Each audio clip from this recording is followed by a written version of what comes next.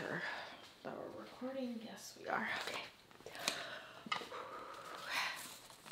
Hey guys, welcome back to my channel. If you're new here, thanks for being here. My name is Mia. I make videos about motherhood, mental health, and mindful living, and mindfulness in general, however you want to call it. If you're not new here, you notice that it's been a few weeks since I've been on, and that my uploads have been very sporadic.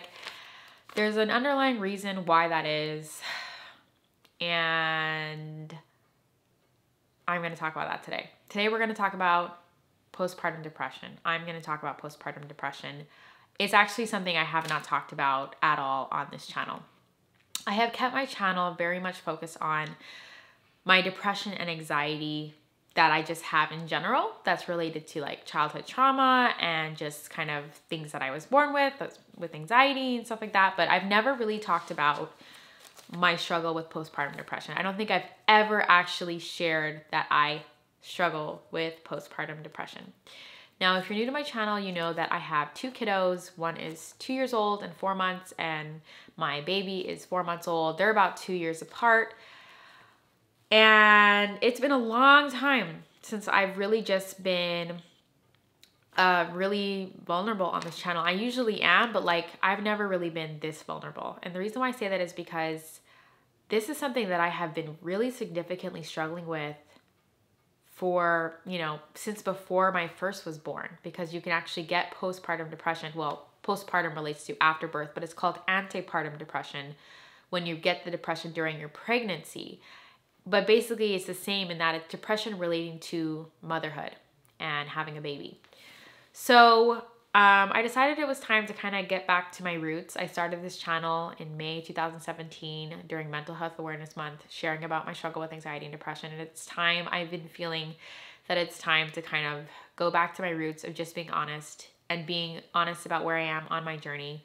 I've been really wanting to this is the fourth time I'm filming this video. Like, I'm just going to be real with you. This is the fourth time I have sat down to film this video, which is why my uploads have not been consistent every week like they used to be, because every week I sat down to film this video and I just wouldn't upload it. I was too scared. I'm so scared that people are going to judge me as a mom. I'm so scared to truly be honest with you guys and myself about how I'm really feeling as a mom, because there's a lot of shame involved. But the more I stay quiet, the more I give that shame and this depression power. And I went to a talk by Brene Brown. Love her, Dr. Brene Brown. I went to a talk of hers 2 weeks ago. And no, just last week. And it just reignited, I guess, my purpose here on YouTube. The purpose for my channel is to be honest with you and to let any of you who are struggling like this know that you are not alone. Because it was someone else's YouTube channel who, this woman who shared her feelings of depression, not postpartum, just depression, and her video saved my life. So that's why I started YouTube, really. So I kept telling myself that you guys don't need this burden. You don't need to hear this story, because I got into this trap of wanting to only share my struggles only when I've overcome them. Because not only is it easier to share from the top of the mountain, it's cleaner, prettier, nicer, and I can bottle everything up and package everything up with, here's what you need to do and here are your action items. But here's the thing, I am in the middle of this and I don't know all the answers. I'm at a place where I am finally getting help, and I'm going to share about that in the end, because this really is going to be a chronological tale of my postpartum depression journey that started in 2016.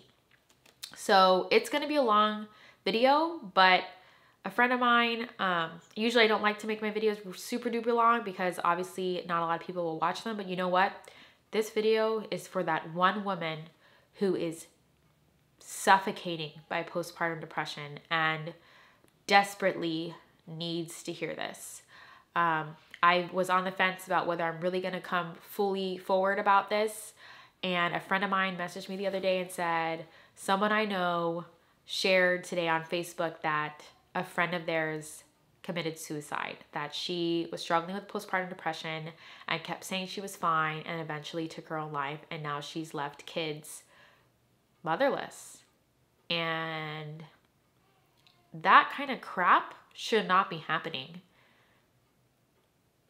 No mom, after going through the pain of pregnancy and labor and delivery and child rearing, should lose a fight. That was my phone, sorry. Should lose a fight. Let me just put this on silent.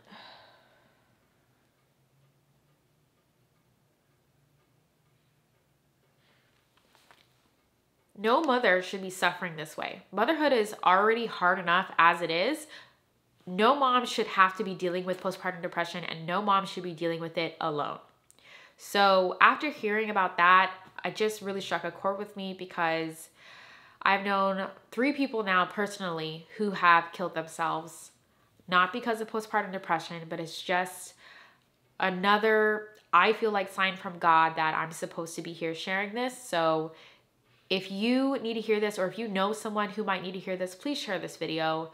This is not easy for me to do. I will not be just speaking like straight, you know, I've got my notes here because I think it's really important that I'm clear. I'm clear on all the details, the hard details, the important details, the helpful details, everything. So without further ado, please subscribe to this channel, like this video, and share it, please. I usually don't even say please share my video, but please share this video, because there are apparently 3 million cases of postpartum depression in the US alone.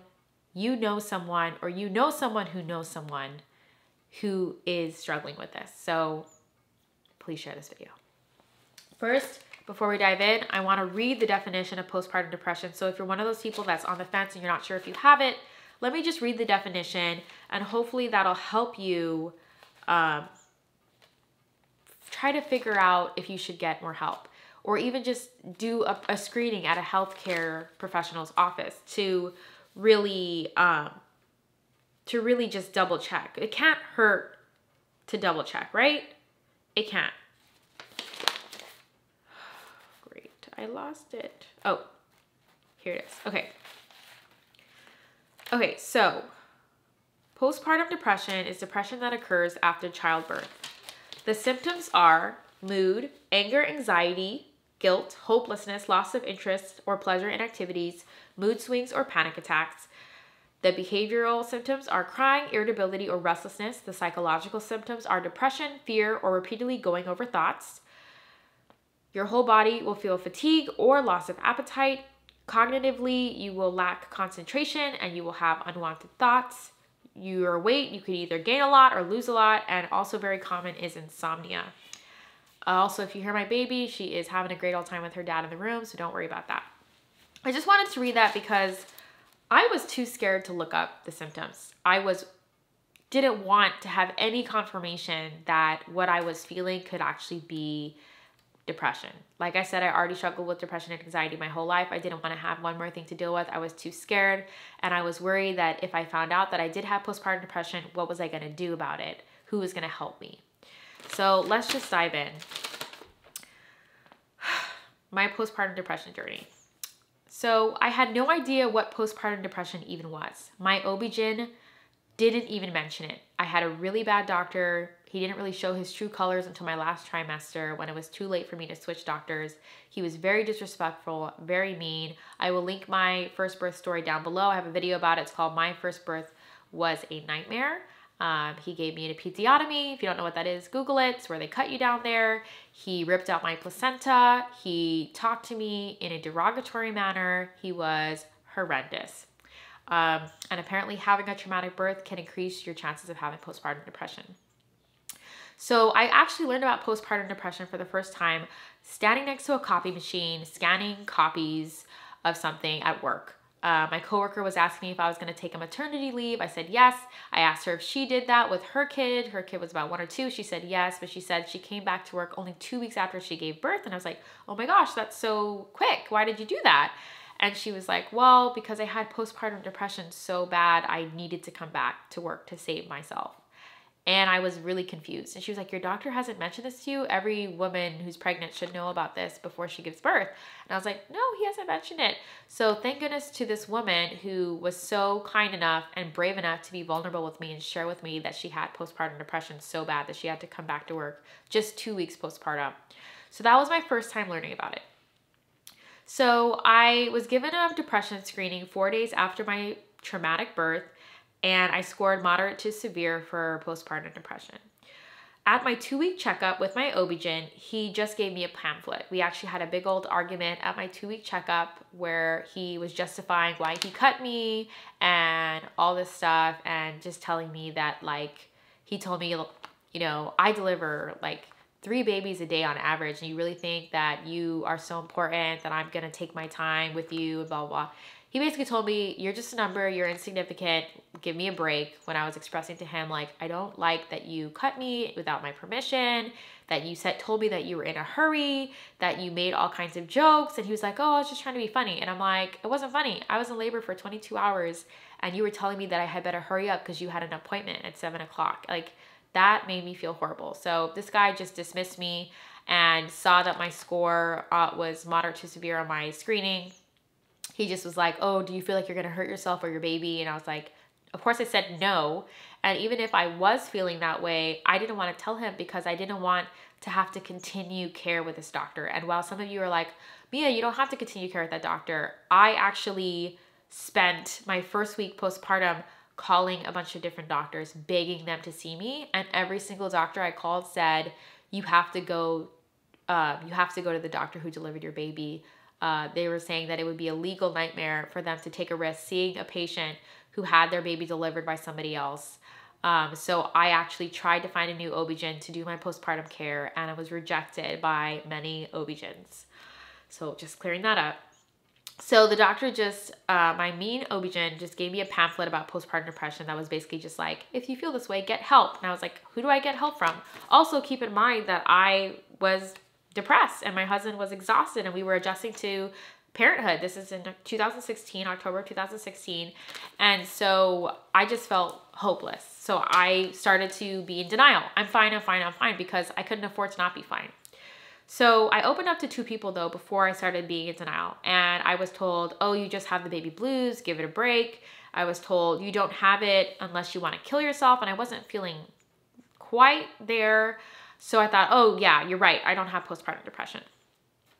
So I slipped into a really deep hole. Month after month, it got worse and worse and worse. I was so lonely and I felt so isolated. All my friends lived over an hour away, and even though I would be happy to drive to my friends, my son hated his car seat and he had a blood-curdling scream that he would start every time he was in the car. I recently got my driver's license, so I was a new driver and I was already anxious about driving because I have anxiety. And so it was already hard to drive in the first place, let alone with your baby screaming in the back seat. I would get all packed and ready to go somewhere, and then I would just freeze. I would be so paralyzed by fear. I would imagine that we would get in a car accident, or I would imagine that he would be screaming and I couldn't calm down, or that I would need to feed him, which would happen. I'd be in Costco with all my groceries and people getting irritated with me because I'm taking a long time because I'm trying to juggle a baby.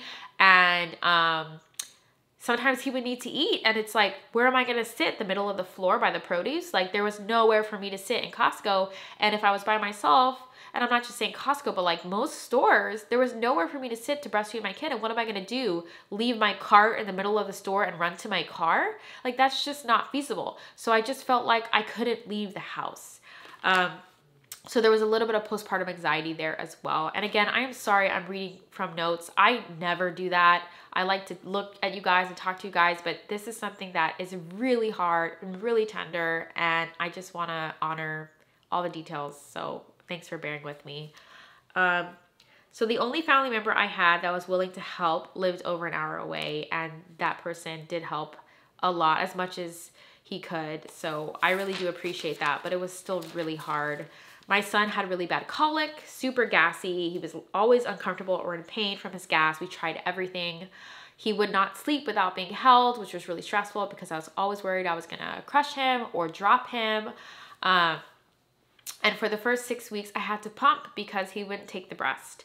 So I wanted to use the bottle when he was only 6 days old because every time he ate, it felt like glass on my nipples and I had a shooting pain and both my nipples were cracked and bleeding. So I thought I'd just use a bottle for one night to give my nipples a break.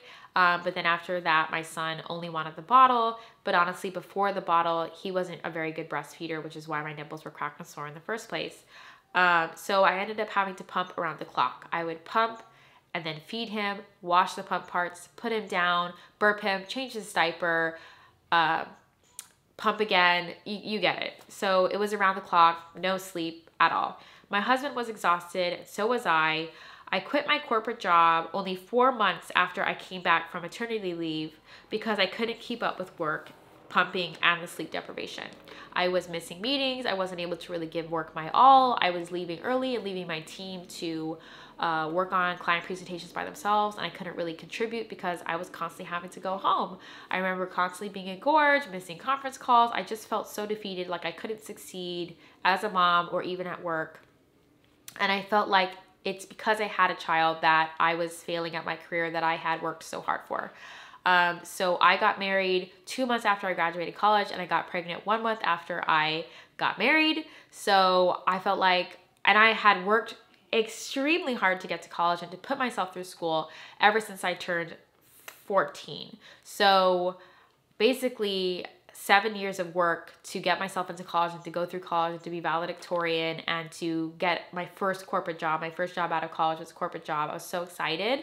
And then all of a sudden I'm pregnant, and I ended up having to quit my job because I just couldn't keep up. So I quit because I couldn't keep up and the sleep deprivation, and I was so stressed because we needed the money, but I couldn't afford the childcare. So it got to a point where I had someone helping us who was related to me with the childcare, and that person couldn't help anymore. So I couldn't afford to put my son in daycare, nor did I want to. I was really scared as a mom. And on top of all this, right, there's all this pressure that you need to breastfeed your kid. You need to be the one providing for them. You need to be the one taking care of them all the time. Daycare is bad, blah, blah, blah. There's all this stress, right? So I quit because we couldn't afford the childcare. So I started to feel resentful. I started thinking, I hate breastfeeding. I hate that I have to quit my job. I hate that my baby cries all the time. I hate what my doctor did to me. I hate that I'm all alone and it's all because of my baby. I started to feel really resentful toward my son. And then as a result, I started to feel really resentful toward myself because I felt like this is all my fault. If I was good enough as a mom, then I would be better at this and I would be adjusting to this and I would be stronger at this. But I'm weak and I'm this and I'm that, and you can imagine all the things I was telling myself. I would just cry and cry and cry all the time. I was so tired. My husband only had 2 weeks off from work and it was unpaid. So we basically had to tap into our savings to pay our bills while he took those 2 weeks off to be with me postpartum. So the beauty of mom life that was pictured on social media felt non-existent. All I felt was complete darkness and pain and loneliness, and it was all because of my baby, I felt. I was so ashamed.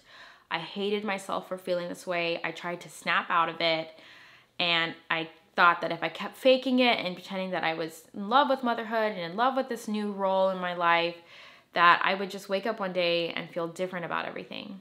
But that did not work. Someone asked if Charlie was planned. I was at a party, and I said no, and I was immediately judged. I practice natural family planning. I'll link down my postpartum NFP video down below. Natural family planning is where you don't use birth control. You track your cycle to get pregnant or not get pregnant, whichever you're trying to achieve. Basically, it requires a lot of knowing your body, and having just got married and just started really practicing natural family planning, I wasn't the greatest at it. And so my husband and I conceived our first child by accident, yes. But we welcomed that pregnancy as hard as it was, of course. But being judged and being told, oh, if you just follow the rules, you wouldn't have gotten pregnant in the middle of a party, I was so ashamed. I was so embarrassed. And I just cried and I cried and I cried. And I thought, this is all my fault. I'm so stupid. I would just sit there for hours and days and weeks and months wishing that I could go back to that moment and change everything. So around my son being 7 or 8 months old, I sincerely wanted to die. I sincerely wanted something to happen where I would die by some car accident or something, or I wanted to take my own life. And I was serious. I did have a plan. And I really believe that my son would be better off without me. And I believe that my son deserves someone who can love him completely. And notice that I say who can love him, because this depression made me feel completely incapable of really loving him. You know, beyond just changing his diapers and feeding him, I really felt nothing else but pain. So I felt truly broken. I felt like I was never gonna get better. I thought that becoming a mom had made me this way forever. So the only thing that kept me from killing myself that day was I thought about what that would do to my husband. I loved my husband, and thinking about him being a single parent just made me feel horrible and kept me from really taking action on that suicide plan. So I cried and I cried, but I held on until my husband came home, and I told him I wanted to take my life, and I told him everything. He let me explain myself and feel my emotions without judging me or trying to fix me. I resolved to find a therapist after that conversation, and he held me accountable. I didn't really like my first therapist because I felt very judged by her, and she was constantly labeling my behaviors instead of listening. So I only went to one session with her, and I decided I just couldn't do it. And then I tried to go to this other therapist who was highly recommended, but she was retiring soon, and she didn't want to take me on because she said, because I have suicidal tendencies, I need someone who could be long-term. So I was really discouraged, and I kind of put it on the back burner. And the reason why was because I ended up picking up some freelance work that I was able to do from home, which helped me distract myself from my PPD. I felt like I was doing something I was good at because I thrive at working. I'm good at it. I also started making YouTube videos in May 2017. My first video was about my depression and anxiety, but not my postpartum depression. I was still too scared to share that. When my son turned 1 in October 2017, it was like a cloud had lifted. A year is generally when postpartum depression lifts. My son was finally sleeping through the night, which helped a lot. I could leave the house and not have to worry about my milk supply or getting engorged because he was eating mostly solids at that point. I started working full-time from home, but still had one-on-one time with my son from 2 to 8 p.m. on weekdays, and of course the whole weekend we had together. I was really enjoying motherhood, finally. When I became pregnant with my second, I had a better healthcare team. They screened me for antepartum depression at 30 weeks pregnant, which is depression that can occur before you actually become postpartum, as I said earlier. I was diagnosed with clinical depression at that time. You can get depression at any time during your pregnancy or after your pregnancy, which explains why when I was extremely sick and vomiting and losing weight in the first trimester, I have really rough first trimesters where it's still the darkest time of my life to remember that time. I sat on the couch for weeks at a time, extremely sick.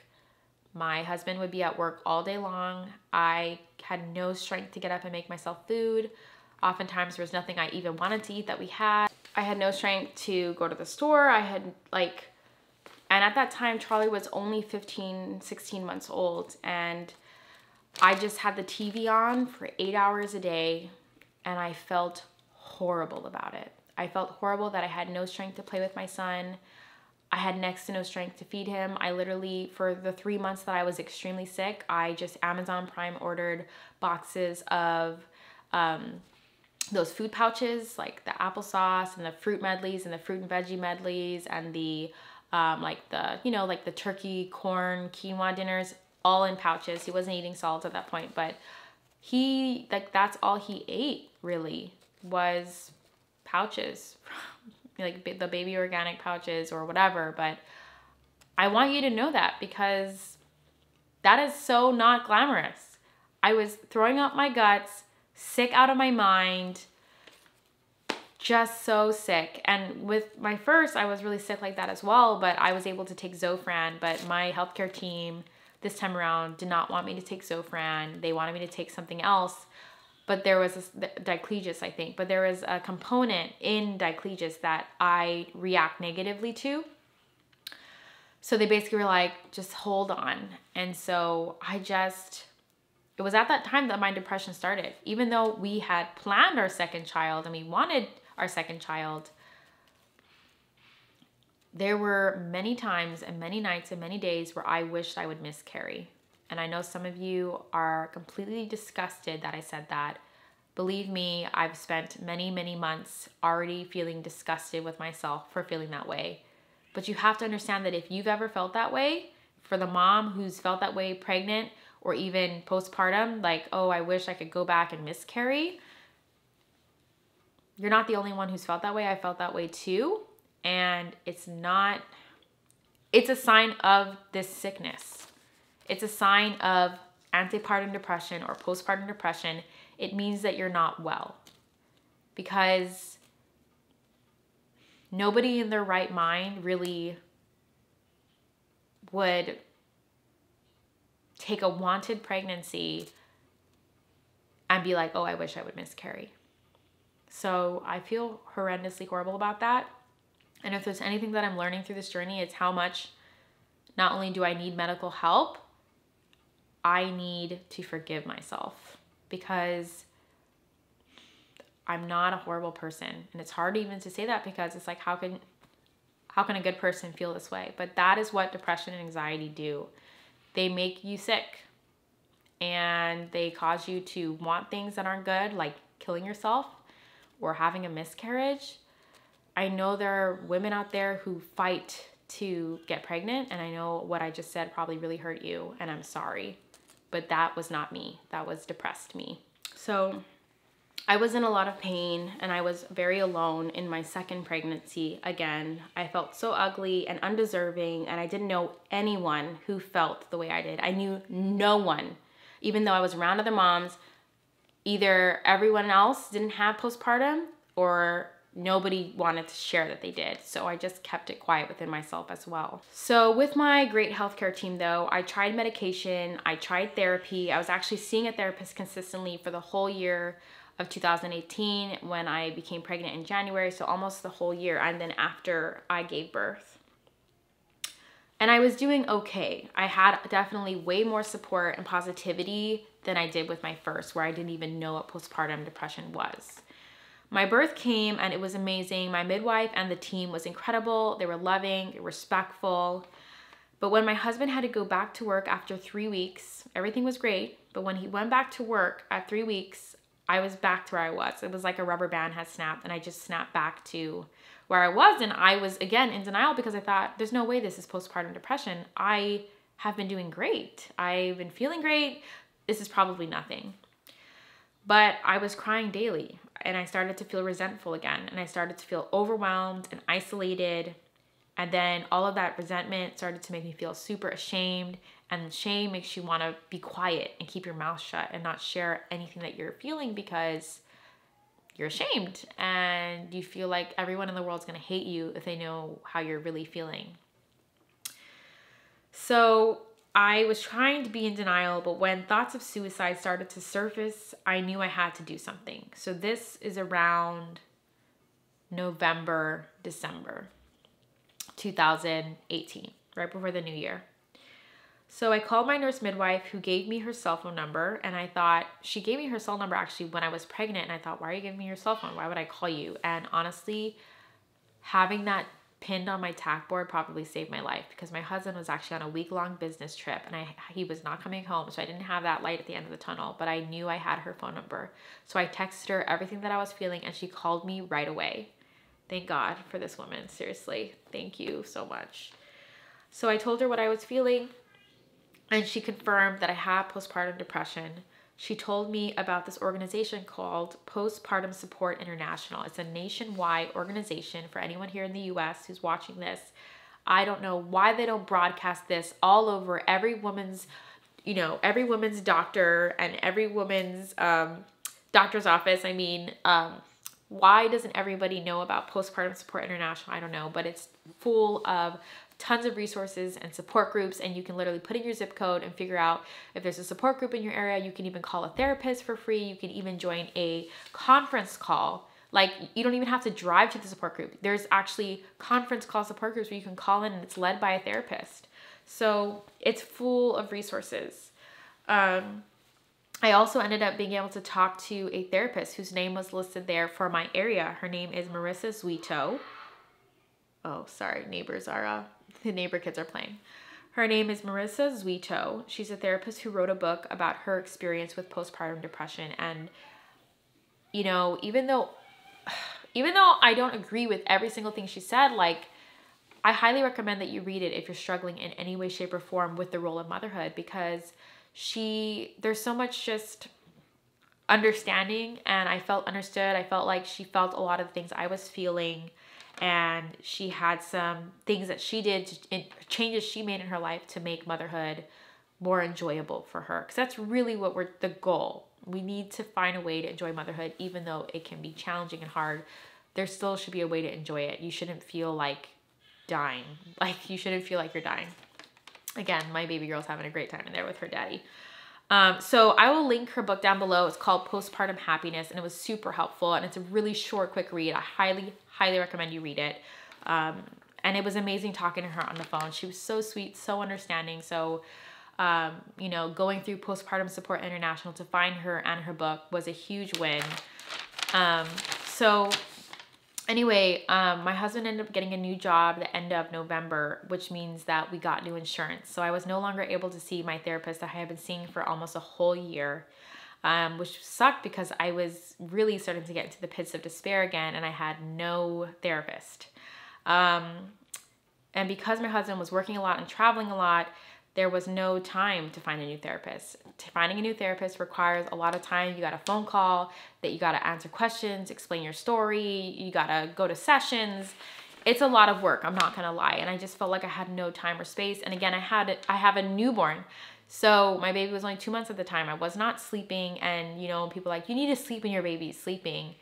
The people who were telling me that only had one kid. Because here's the thing, once you have a toddler, if my baby went down at 5 a.m. and my toddler's up at 6, I'm up at 6.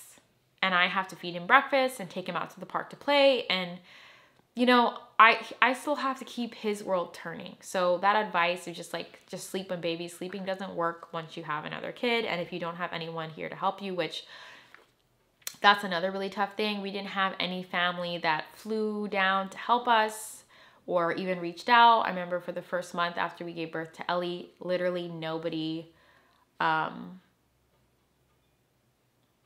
really came down to help. There are friends of ours who live in the Midwest.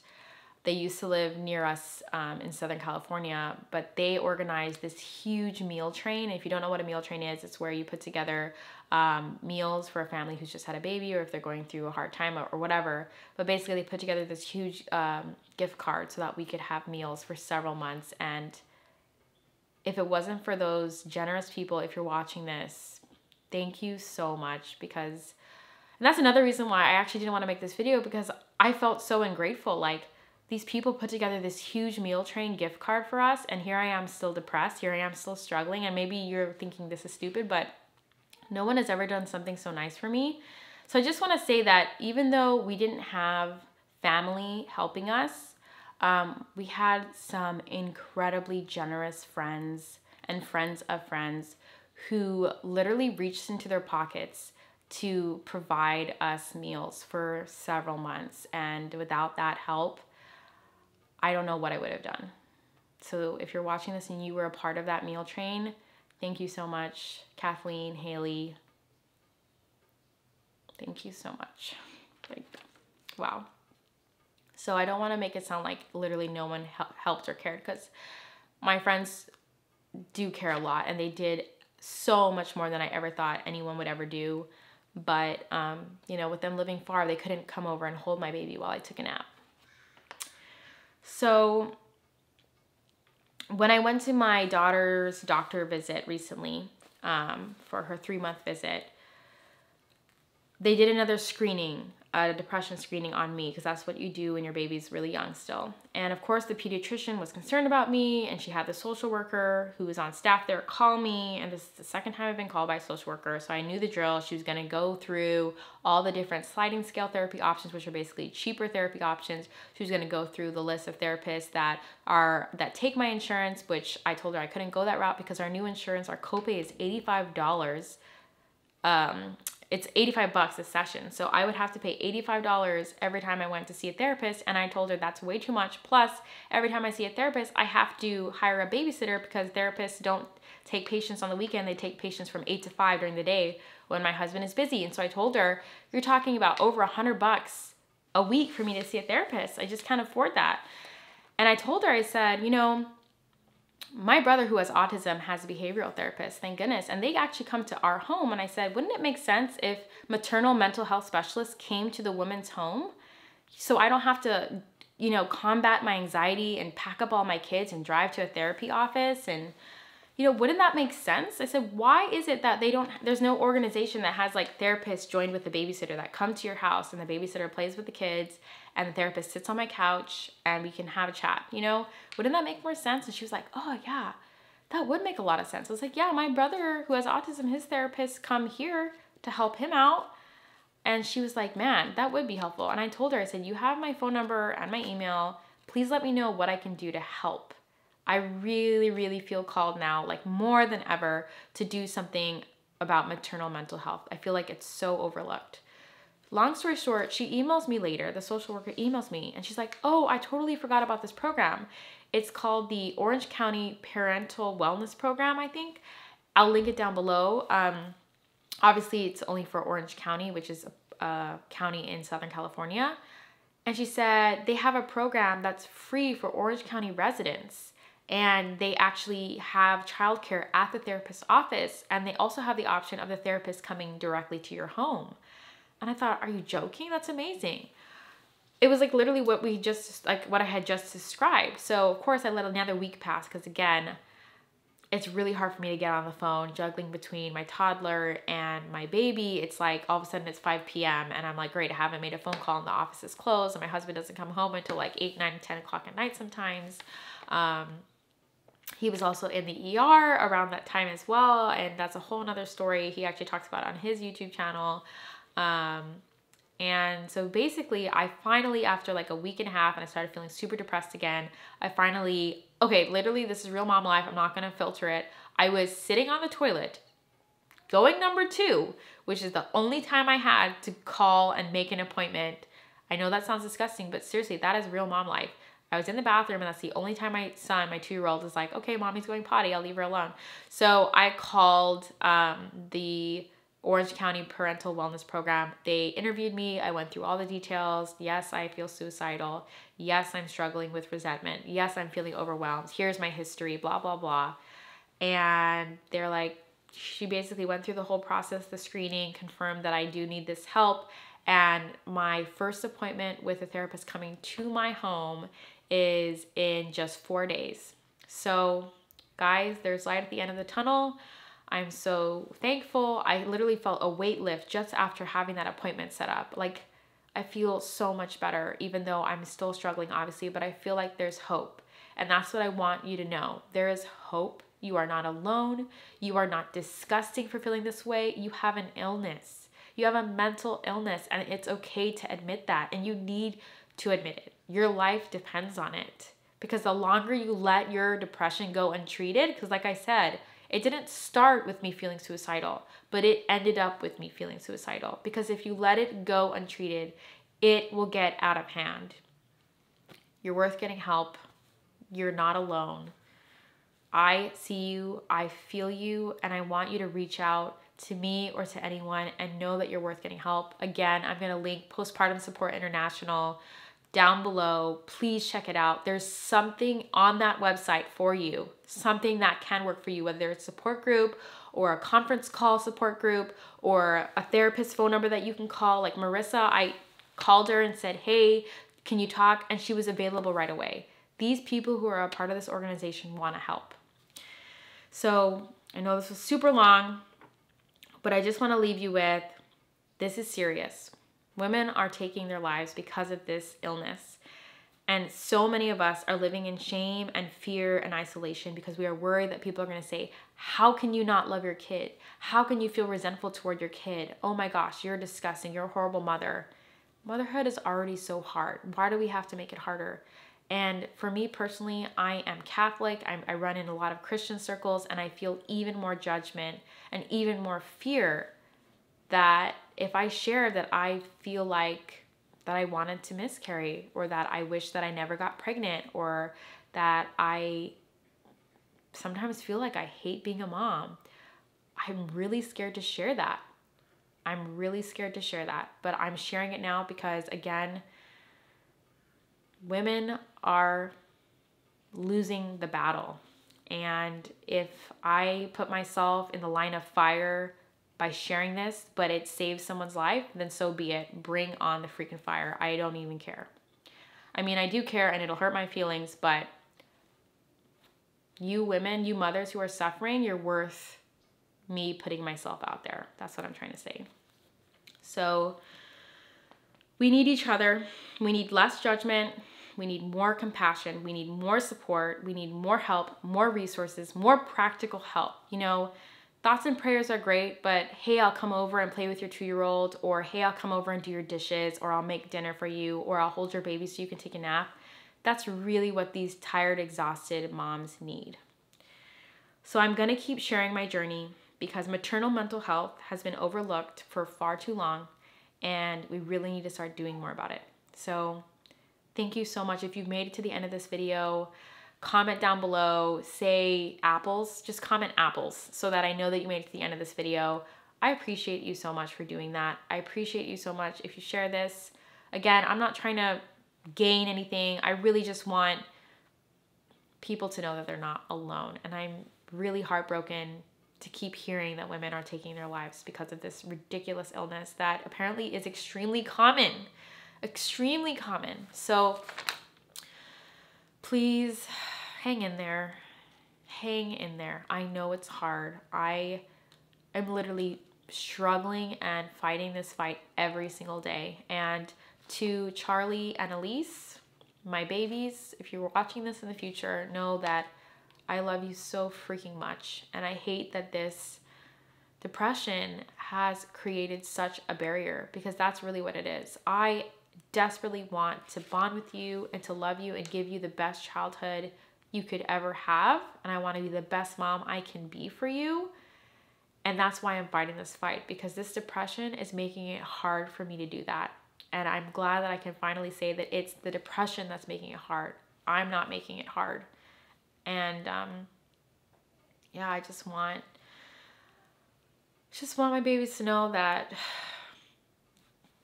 my depression is not because of them. They didn't do anything, right? Your kids, they're not intentionally trying to hurt you. They just need you. And sometimes it's hard to be needed all the time. So I understand, moms, and our kiddos need us, and they need a whole happy version of us. Anyway, I love you guys, and I will see you next week. Bye.